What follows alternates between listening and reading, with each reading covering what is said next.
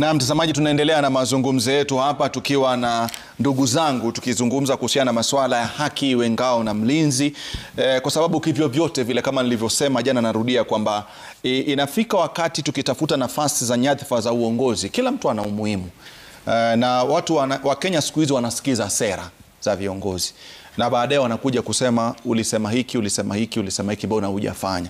Kwa hiyo pia natufunza kwamba chochote ambacho tunafanya kwa sasa na kuendelea, unapozungumza usizungumze tu kufurahisha mtu, kwa sababu utakuja ulizwa nacho siku za baadaye. Kwa hiyo ahidi watu vitu ambavyo za kuvitekeleza, na Wakenya pia tuwe mstari wa mbele kuhakikisha kwamba tunalinda haki zetu za kila mmoja. George Msamali, ndugu zetu wamezungumza kuhusu masuala kwamba maandamano yanasaidia kwa kiasi fulani kupitisha hoja zetu, na wao wanataka maandamano yakifanyika wao wanalindwa, kwa sababu katiba inasema ukishatangaza tarehe na kila kitu, maafisa wa polisi wanaweza kuwepo, lakini kuhakikisha kwamba wewe maandamano yako hayahitilafiwi na mtu ambaye labda pengine hataki ule ujumbe upite. Hoja ni kwamba mbona hata wale ambao tunawapa taarifa waje wasimame kando waone tufanya maandamano, wanakuwa ndio mstari wa mbele baadhi yao kuweza kutibua maandamano. Najua umeyaona maandamano wakati tuna vyama vingi, chama kimoja mpaka vyama vingi. Umeona maandamano wakati tuna katiba ya zamani mpaka katiba hii mpya. Ni kipi ambacho nadhani kwamba kinaweza kufanywa tofauti tukiheshimu haya maandishi na hii katiba ambayo inatuongoza hapa nchini Kenya? Kwa kweli Rashid, nimewasikiza wenzangu na kauli zao ambayo wametoa katika hoja hii, na sote tukubaliana ya kwamba kuna tatizo, na tatizo kubwa ni kutofautisha kati ya maandamano ambayo ni salama na maandamano ambayo yatatoa furugu. Na umezungumzia, manake mimi nafikiri wakati nilikuwa kijana barubaru, nilipoajiriwa katika huduma, maandamano ambayo nilikabiliana nayo ya kwanza ni ya mwaka 1992, yale tuliita Sabasaba. Wakati kulikuwa Wakenya walikuwa wanapigania mfumo wa vyama vingi vya kisiasa. Na wakati wale vigogo wakati huo walikuwa wanajiita Young Turks, walipoitisha mkutano pale Kamkunji, serikali ilijitokeza mara moja kwa moja na kutoa kauli na kutangaza kwamba hayo ni maandamano haramu. Kumbuka tulikuwa natumia ile katiba ya mwaka 1963, hatukuwa tumeibadilisha hii ya 2010. Na kwa kweli wananchi walikusanyika, na sisi tulipofika pale hatukuwapa nafasi hata moja ya kwamba waweze kuhutubiwa na wale viongozi. Amri ilikuwa ni kwenda kuvurusha yale maandamano. Na haya ndio mambo ambayo tumezidi kuyaona mpaka hivi sasa. Na nakwambia siku ya leo, ikiwa kuna mmoja atajitokeza na aseme haya maandamano ambayo mimi napanga ni ya kuiunga serikali mkono, hautaona tear gas hata moja. Huo ndio ukweli wa mambo. Na ni vipi tumefika pale? Waona? Na ukiangazia kwa makini hili jambo tumelizungumzia, mambo ya maandamano, sheria iwazi na ina maelekezo ambayo yanasema mwananchi ni lazima, masharti ambayo lazima mwananchi atimize kabla hajaingia barabarani kufanya maandamano. Na sharti ambalo la msingi pale ni kwamba ni lazima afahamishe komanda wa polisi wa kituo cha polisi kilicho katika eneo ambalo wao wanataka kufanya yale maandamano. Na sababu hiyo ni vipi? Si ati ni kwamba awape ruhusa ya kuweza kufanya yale maandamano. Ni wao kumfahamisha ili yeye pia awe na mipango yake ya kuhakikisha kwamba kutakuweko na usalama wakati wa maandamano hayo. Takuja swali moja pengine George Msamali, kwa sababu pia labda hofu ya serikali kwamba wanapotoa nafasi kwa maandamano yanabadilika, yanakuwa kitu tofauti. Kuna maelekezo wakati maandamano ambayo yalikuwa ni ya amani yamebadilika yakawa ni kwamba ni ya kuzusha rapsha. Iko katika ile kipengele tunaita the Riot Act. Inaeleza ni wakati gani polisi anatakikana atawanishe maandamano. Na ni hatua zipi za kwanza, manake hatua zipi za awali. Manake hatua ya awali ni kwamba lazima msimamizi ama afisa wa kiwango cha inspector asome ile kitu ambayo tunaita proclamation, ya kwamba hivi sasa tunaona haya maandamano yamegeuka, si maandamano ya amani tena, na tafadhali na waomba mtawanyike. Hayo yote sijaona yakifanywa. Ona.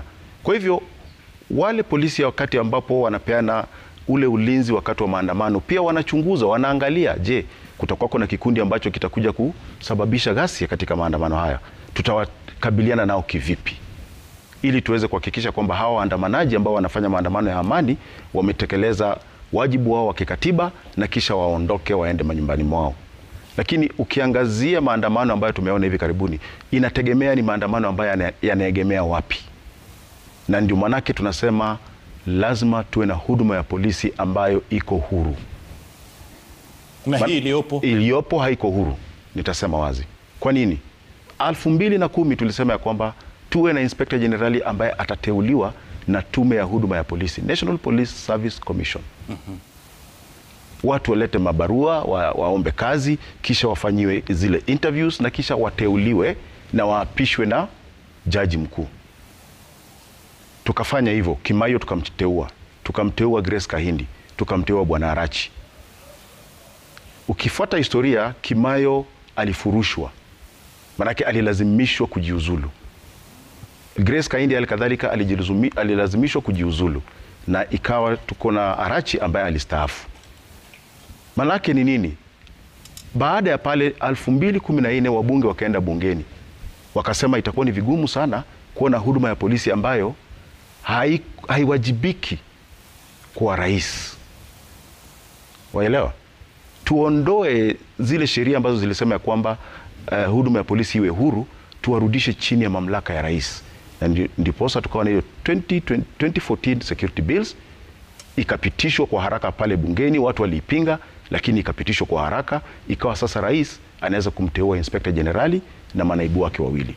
Ikiwa yeye ndio anawateua, wanawajibika kwa nani? Kwa wananchi kweli? La hasha. Manake ikiwa nikitoa amri ile, tunasema sasa amri kutoka juu, uikiuke na kuondoa moja kwa moja. Na hili ndilo tatizo ambalo linawapata maafisa wa polisi kuanzia ngazi ya Inspector Generali hadi cheo cha constable. Manake saizi uwajibikaji si kwa katiba, uwajibikaji si kwa wananchi, bali uwajibikaji ni kwa rais na wanasiasa. Na ndiposa unaweza pata kwamba hili swala ambalo lilitokea, tulikuwa kuna wale mlikuwa mnaita goons barabarani.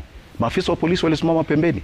Manake hawa ni watu ambao wametumwa na wanasiasa, na ukijaribu kuingilia kati, basi wewe ndio utakayejipata kesho umepigwa transfer, umepelekwa Marsabit. Waona? Kwa hivyo jambo ambalo lafaa tuwe tunalizungumzia hapa ni uhuru wa huduma ya polisi. Nafikiri hapo ndipo suluhisho la haya matatizo yote ambayo tunayazungumzia yapo. Hatuwezi sema kwamba wananchi hawezi fanya maandamano. Hiyo ni haki yao ya kikatiba, ilmradi tu maandamano yawe ya amani. Na pia kuna sheria ambazo mielekezo ambayo inaeleza afisa wa polisi jinsi ya kukabiliana na maandamano ambayo yatakuwa sasa yamegeuka kutoka maandamano ya amani yamekuwa maandamano ya vurugu, na jinsi maafisa wa polisi wanaweza kabiliana nao. Ya mwisho kabisa ni hatua ambayo tuliona pale jijini juzi kuhusiana na kijana ambaye anaitwa Boniface, kwamba rais anapigwa risasi. Hatua ni zipi? Hatua ya kwanza, waelezwe maandamano yamepigwa marufuku kwa sababu yamegeuka kuwa ya machafuko. Muondoke. Wamekataa kuondoka. Leta maafisa wa polisi kwa formation fulani, wakuje wananchi waone, ala, sasa maafisa wamekuja, maafisa wakuje, ile tunaita show of force, kwamba sasa tunaweza hapa kunaweza kuwa kuna makabiliano. Waondoke. Wasipoondoka, hatua ya tatu, tumia vitoa machozi. Na vitoa machozi havitupwi kiholela kama ninavyoona hivi sasa, vinatupwa kwa amri ya kwamba kuna afisa wa cheo cha inspector ambaye atawajibika. Akiulizwa atasema nilimwambia Njeri, chukua tear gas tupa pale. Waelewa? Hiyo ni hatua ya ngapi? Ya tatu. Hatua ya 4, tutumie fimbo, nguvu kiasi cha haja, watawanyisha mwandamanaji. Pindi anapotawanyika na kutoroka, basi wachana naye. Hapo majukumu yako yamfanya nini? Yameishia pale. Ikiwa watazidi sasa na tuone kwamba sasa kuna uharibifu wa mali, kuna tisho kwa usalama wa mwananchi, tunaenda ile hatua ya mwisho, kutumia risasi. Na zile risasi huwa zimepewa tukiwa na ile formation ya askari 32, bunduki huwa na askari 2, na risasi ambazo wanaruhusiwa kubeba kisheria ni 20. Na zile risasi hupigwa kwa amri, kwamba nimemuona yule inspector anasema tulikuwa napewa rifleman number 1, risasi moja, nimemuona pale kiongozi wa hiki kikundi ni Rashid, mpige mguu. si kichwa, piga mguu. Akianguka basi wananchi watashtuka na wafanye nini? Waondoke kwa amri.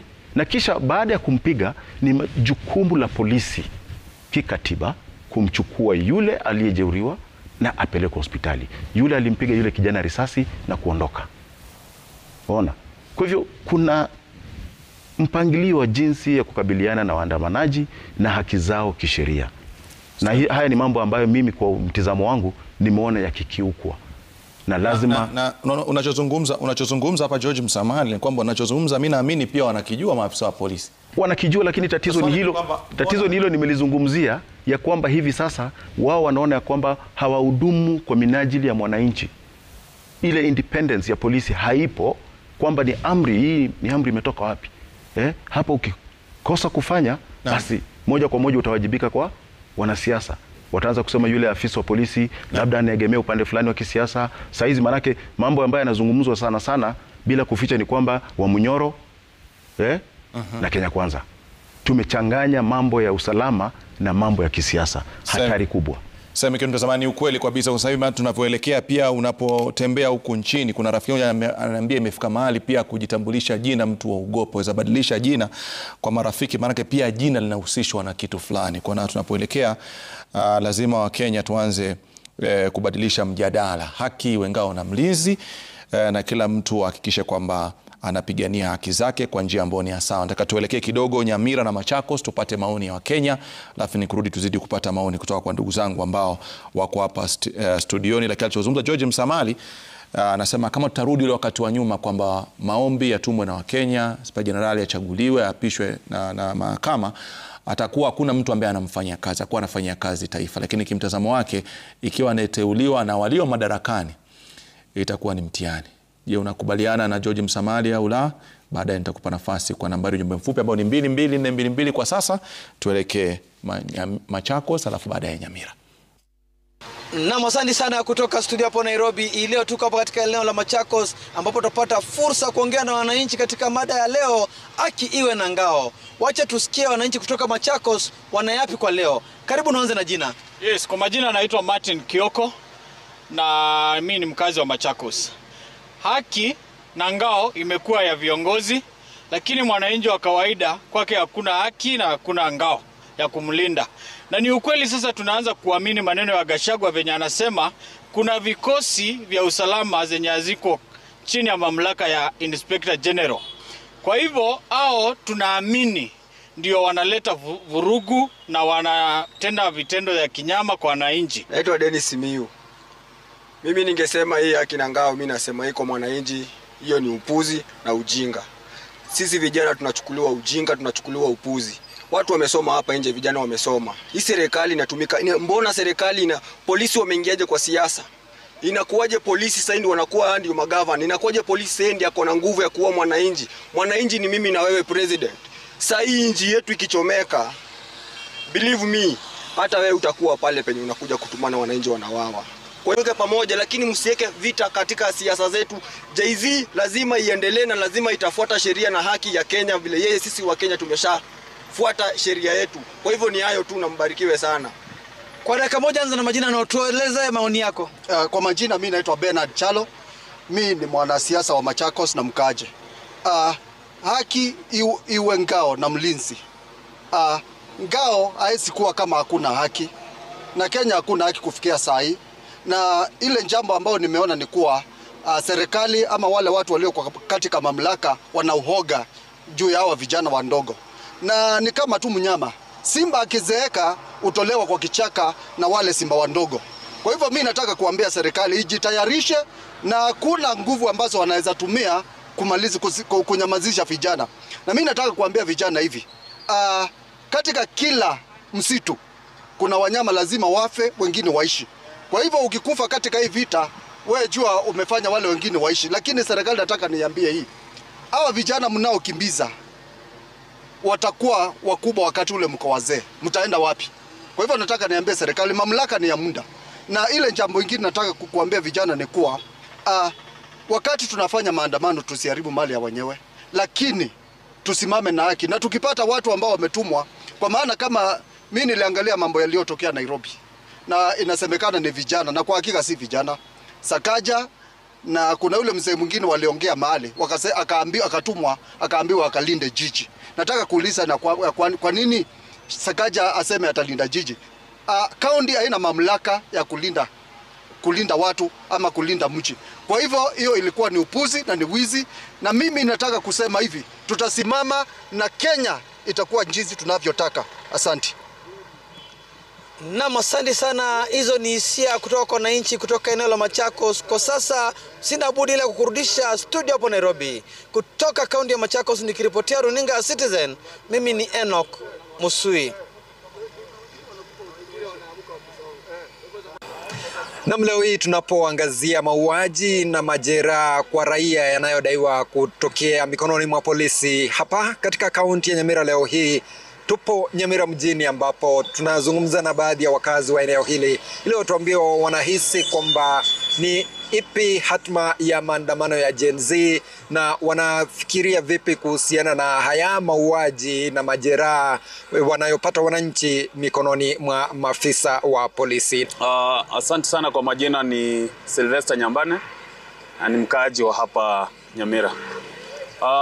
Hapa tumefika kwa sababu ya uongozi ambao kidogo una mushkil kiasi.